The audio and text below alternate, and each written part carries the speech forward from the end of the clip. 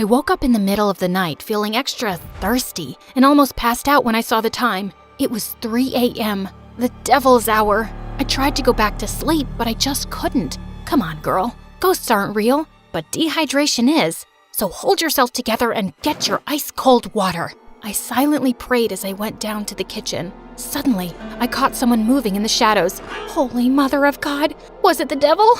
I was about to scream when I realized that it was just my older brother, Kevin, who looked suspicious. I silently followed him as he went down the basement and was surprised when he opened a mysterious door that I had never seen before. But before he could enter, he looked back and saw me. Don't you ever tell anyone about this, especially Dad, no matter what happens. Why?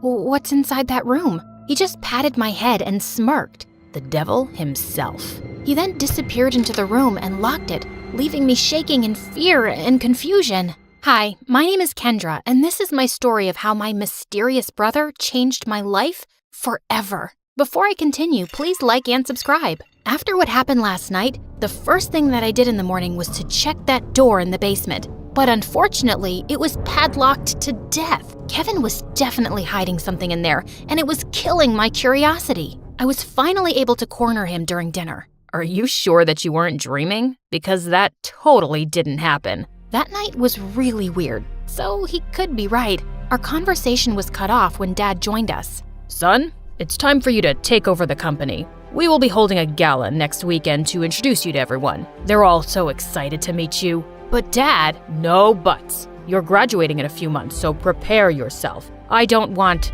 any problems. Understood? Of course, my brother couldn't say no to him. He was always Dad's favorite, his golden boy, the perfect son. While me, I was just a stranger to him. If Mom was still alive, things would probably be different. Later that night, when I was about to sleep, I almost screamed when I saw Kevin leaning against my door. Can I help you? What makes you feel alive, Kendra? Huh? What's with you? Why are you being so weird? The less you know, the better. Good night, Peanut. Peanut? Where did that come from? That was the weirdest and longest interaction we've ever had. He was a year older than me, and we had never been close growing up. His time was spent in his room reading, in the piano corner perfecting his sonatas, or with Dad talking about business while playing chess. We also didn't see each other often at school because he was always with his best friend Cedric or surrounded by their crazy fangirls. The next morning, I woke up to Dad screaming from the library. I dashed to check what it was and found out that one of our maids found a letter under Kevin's pillow. I read it and froze. Kevin left. He didn't say where he went and when he was coming back. All the note said was, "Do not wait for him." I would expect something like this from you, but not my son. Kevin is a responsible young man. Well, the note says otherwise. The gala is this weekend. I need your brother to be there no matter what it takes. We tried looking for Kevin everywhere, but no one knew where he was. Even the police couldn't find him, and it was driving Dad crazy. One night, he just walked up to me and started inspecting my face. You would do. You were going to be him. Be who? Kevin. In case your brother is still on this stupid little adventure on the night of the gala, you will pretend to be him. But Dad, I don't think I can… Kendra, you are a capable young lady. Of course you can. You'll be saving our company from humiliation. I know I have not been very vocal about your accomplishments, but I do notice. Will you do this for me, sweetheart? I had never heard Dad talk to me that way, and it felt really good. So I found myself giving in. Besides, it would only be for just one night, right? I just needed to hide my hair under a wig and dress up like Kevin and just smile and avoid conversation as much as possible. Simple. When the big day finally came, I was a nervous wreck. There were too many important people, and Dad kept reminding me not to mess up. Luckily, the party was a success, and I thought my little mission was finally over until Dad came up to me. You did well. Now we just have to make sure that your brother will not fail his classes so he could graduate. You'll need to attend school as him. But how about me as Kendra and my grades? I'll call the school and tell them that I sent you out of the country for an emergency. Anything you fail, you can take for a summer class. But no buts. This was already decided. And remember, no one should ever know about this. But Kevin and I were just too different. After carefully thinking about it, I finally decided to do it. It was my chance to impress Dad. I just needed to do one little thing, which was to learn everything about my brother to make it believable. I checked his room, but I didn't find anything useful. I had to ask for help from the person closest to him, Cedric. But there was one problem. At school or whenever he visited my brother, I would usually lock myself in my room because every time our eyes met, I felt like passing out. The guy looked like a demigod, and I just couldn't handle him. But this time, I had no choice, and I knew exactly where to find him at school, the music room.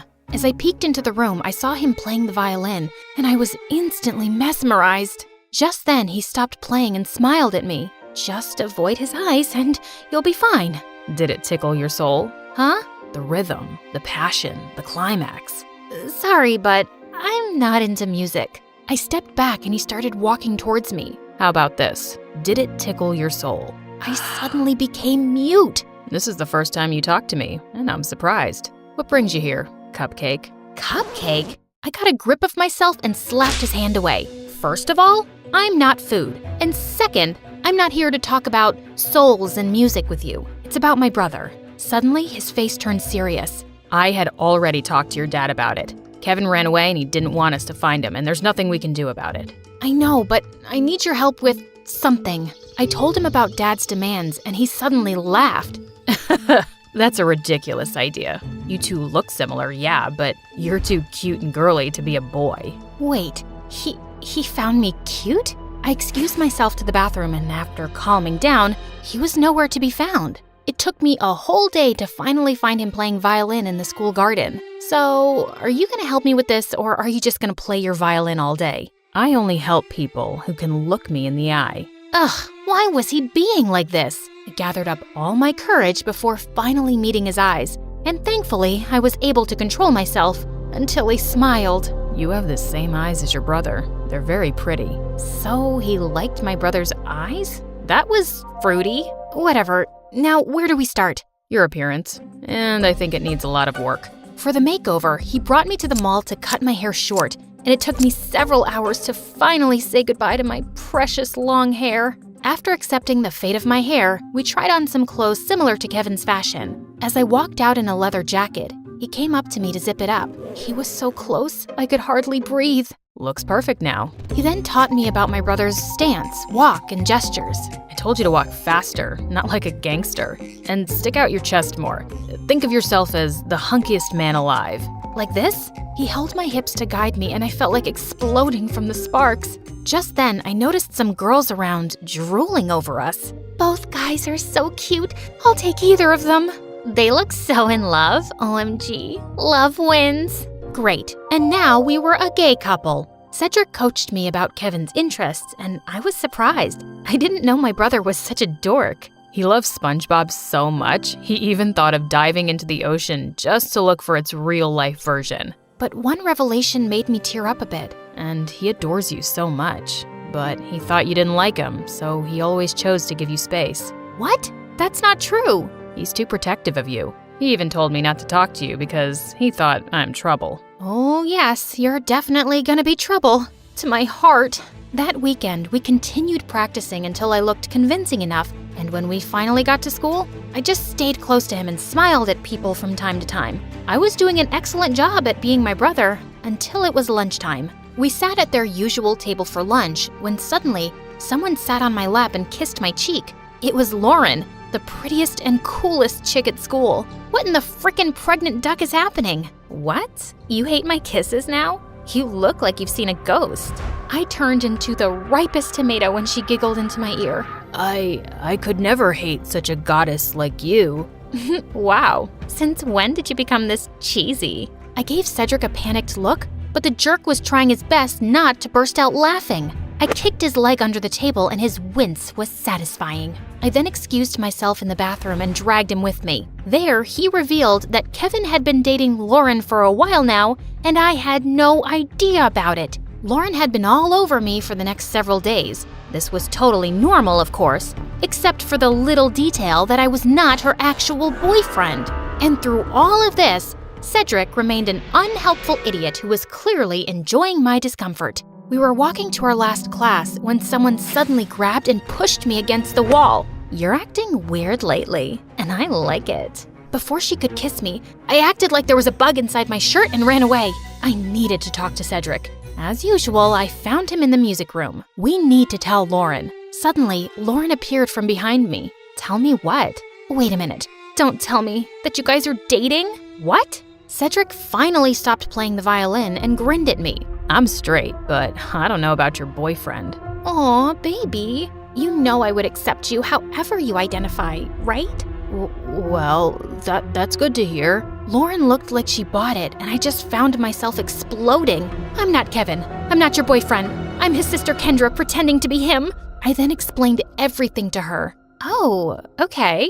Explains why you look and act differently. That's it? No violent reaction whatsoever? I'm used to Kevin's quirks. So, anything I can do to help with this mission? Just don't tell anyone about this. Got it, baby. Despite knowing the truth, she still kissed me on the cheek, and it made Cedric laugh. I started hanging out with both of them since then. They would talk fondly about my brother and share things about him that I didn't know. It made me realize that he wasn't as boring as I thought he was. One day, Cedric dragged me to the music room and asked me to listen to his new composition. It was a wrong move to come with him, because the way his fingers moved and his handsome face played with the painfully sweet tune screamed danger to my heart. I calmed myself down and hyped him up when he was done. You really like playing the violin, don't you? I like to touch people's hearts with classical music. How about you? What makes you happy, Kendra? I'm curious. I ended up telling him about my passion, which was fashion designing. I used to draw my designs every day, but when Dad saw it, he burned all of them. He found it lame and useless to his company. I'm sorry to say this, but your dad is the biggest jerk in the world. He treats you and Kevin as assets to his company, and never as a son and daughter. You're right,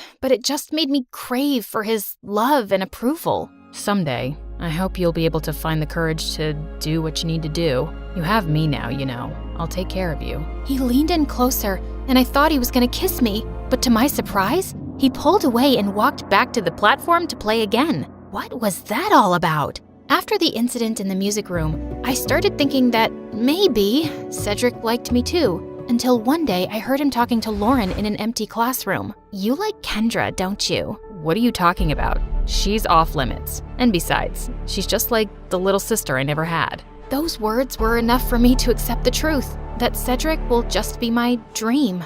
To distract myself, I invited Lauren for a sleepover. And as she was trying on some of my favorite clothes, I couldn't help but admire how beautiful she was. Just then, I found her smirking at me through the mirror. Are you falling in love with me now? What? No, I wish I was as pretty as you. Oh, honey, you are prettier than me. And not to mention cute. She ended up knocking on my drawers, spilling some things. There was one thing that suddenly caught my attention. A peanut. What was it doing there? Suddenly, I remembered Kevin calling me a peanut before he ran away. Why don't we crack it open? Maybe he left a secret message or something. And he actually did. I'm finally alive. Wait a minute. That night before he left, he asked me what makes me feel alive. Lauren and I then came up with a mission to find the answer to that question. Your brother is too mysterious sometimes. Maybe Cedric knows something. But unfortunately, he was useless. One day, Dad suddenly called me and started asking about Lauren. I learned that she's dating your brother. Her parents and I are talking about a very important business deal. We will have dinner with them tomorrow night. Make sure to be extra attentive to her. I thought it wouldn't be much of a problem until they suddenly decided to marry us off with Dad knowing that I was Kendra. He was crazier than I thought. Do you think Kevin will be home by then? I don't know if he's ever coming back. I can't believe you dated an idiot. Watch your words, honey. That's my idiot. Well, we need to find your idiot ASAP. The next day, we met up with Cedric in a cafe to talk about finding my brother. We don't even know what makes him feel alive. Shouldn't we just wait for him to come back? Our parents are talking about marriage, for Pete's sake. We're running out of time. Do you know what my parents would do if they found out they were being played? Out of panic, I remembered something again. The mysterious door in the basement. I told them about it, and we waited for Dad to be out before destroying the padlocked door, only to find out that it was actually a dark room where Kevin developed all his photographs, and it was connected to his room. And all those pictures were related to an island that only meant one thing. Kevin was staying on one of them. It makes sense now that he always disappears on weekends. I also found a camera in his bag one time, but I never saw it again. And why didn't you both tell me about this earlier? You're both idiots. And with that, the three of us were off to an adventure to get my brother back. As we traveled, I kept on flirting with Lauren to avoid Cedric. And for a moment, I thought I saw his deadly glare through the rearview mirror. Was he jealous? I wished. In a span of 2 days, we had already visited 7 islands, but there was no luck. Just when we were about to give up, we suddenly spotted someone resting on a hammock. It was Kevin. He looked shocked to see us. Suddenly, he glared at Cedric. Dude, you told them? Wait, you knew? Let me explain. No, you knew. And you kept silent while I was going crazy trying to find a way to bring back my brother so I could get me back. Kendra was equally furious.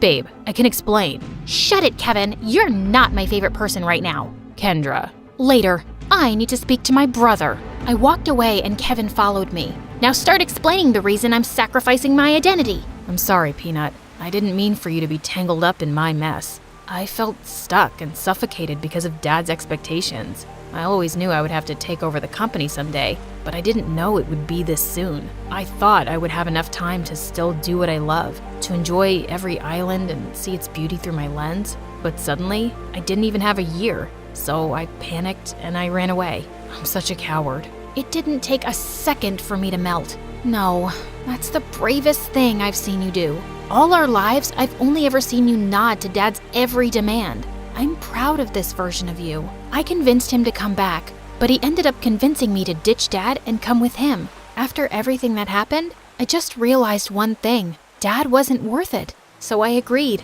Lauren is amazing, you know. She didn't deserve to be left without a word. I know, Peanut.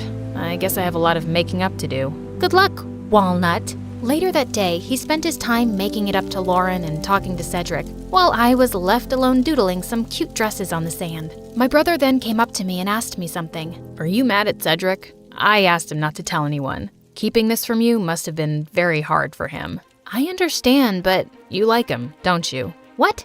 No, I mean... Don't worry. I finally gave him the go signal. You two can kiss or whatever. As soon as he left, Cedric walked up to me with an earth-shattering smile. Can we talk? I couldn't look at him in the eye again. About? About us. I've always fancied you, you know. More than violins. I felt like melting at his confession. I told him about the reason why I'd been avoiding him all these years, and he responded to it by finally kissing me on the lips. Thank God I didn't pass out. So, did it tickle your soul this time? Yes. Finally.